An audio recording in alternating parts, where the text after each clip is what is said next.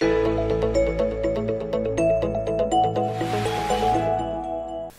Vayera concludes with the great climax of Avram's career, and certainly the apogee of human experience and of avodas Hashem.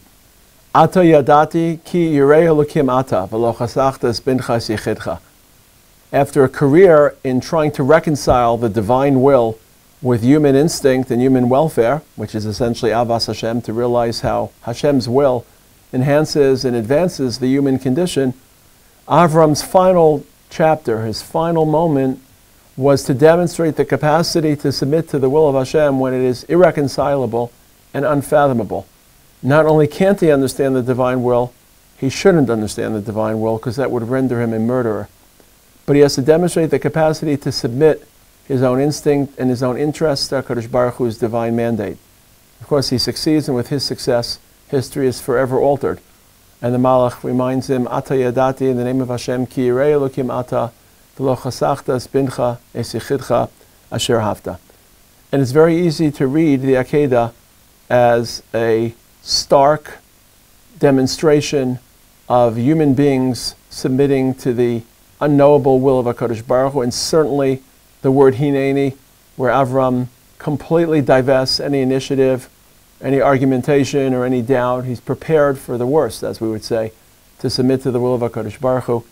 And it's quiet. It's a very quiet story. There's very little conversation aside from that which is perfunctory and absolutely necessary from a logistical standpoint.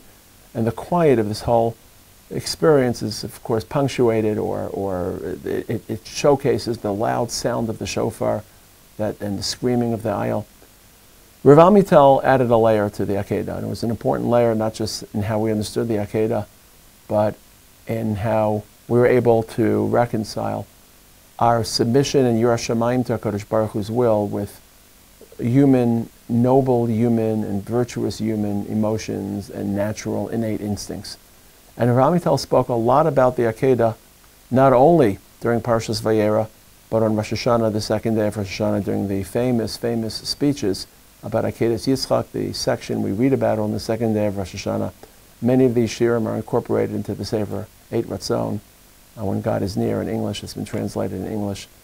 And essentially Rav Amital's position was that although the final litmus test for religious consciousness and religious fidelity is to submit to Hashem's will, it doesn't mean you should repudiate the human emotions that are powerful.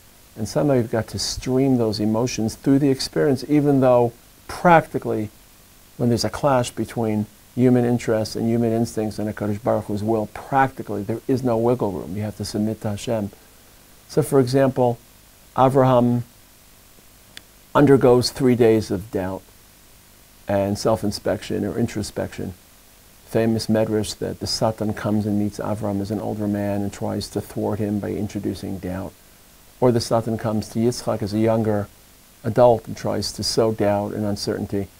Rav Amital read this not as an actual staged masquerading of the Satan as Avram. This is merely describing Avram's own inner dialogue. It wasn't the Satan per se. Maybe the Satan coaxed Avram, but it was Avram thinking to himself. He was having a conversation between him and himself, between the part of him that felt compelled to submit to HaKadosh Baruch Hu's will and the part of him that rallied against this monstrous notion of murdering his child.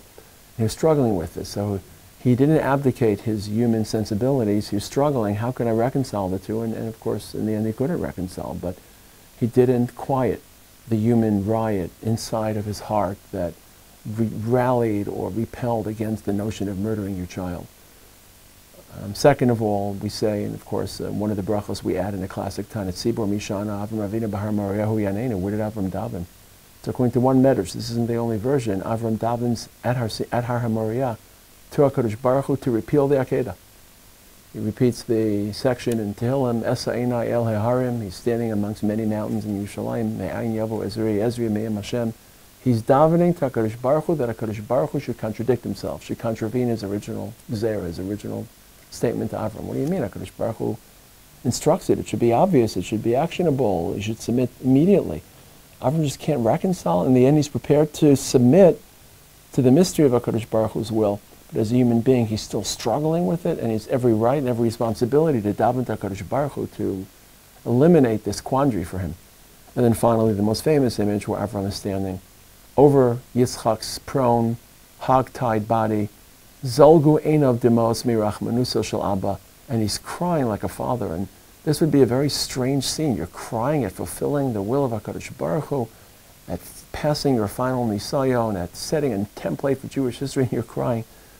And the answer is, how could he not cry? He hasn't flinched practically, but the tears are tears of a human being. And the challenge of the Akedah and the challenge of Yer Shamayim, because everyone has an Akedah moment when we can't understand the will of HaKadosh Baruch Hu, but we have to submit to it, is not to be deaf to whatever our human hearts tell us, because that's a heart that HaKadosh Baruch Hu also created, that has its own pure instincts and impulses. And 99% of the time, those can be reconciled with HaKadosh Baruch Hu's Ratzon.